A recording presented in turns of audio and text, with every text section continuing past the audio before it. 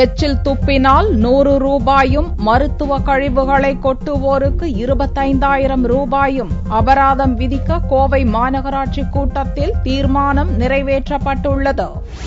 கோவை மாநகராட்சி மாமன்ற அவசர கூட்டம் மேயர் பொறுப்பு வகிக்கும் லீலாவதி உண்ணி தலைமையில் நடைபெற்றது.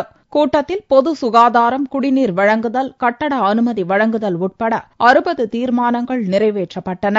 சுகாதாரத்தை மேம்படுத்தும் வகையில் பொது இடத்தில் எச்சில் துப்பினால் 100 ரூபாய் விதிக்கவும், மருத்துவ மற்றும் கட்டட கழிவுகளை கொட்டுவோர்களுக்கு 25,000 ரூபாய் வரை அபராதம் விதிக்கவும் முடிவு செய்யப்பட்டுள்ளது. பொது சுகாதாரத்துக்கு விதிக்கப்படும் அபராதம் அதிகமாக இருப்பதாக கூறி திமுக கவுன்சிலர்கள் வெளிநடப்பு செய்தனர். துப்பினால் 100 ரூபாய் என்றும், ஜலதாரை போன்று வீட்டில் சுத்தமாக வைக்கவில்லை என்றால் 1000 என்றும் அபராதம், கட்டட இடிபாடுகளில் இடிக்கப்பட்டு தரமாக பிரித்து கொடுக்கப்படவில்லை என்றால் அதற்கு 25,000 அபராதம் என்று இந்த அபராதம் துணை விதியிலே விதிக்கப்பட்டிருக்கிறது.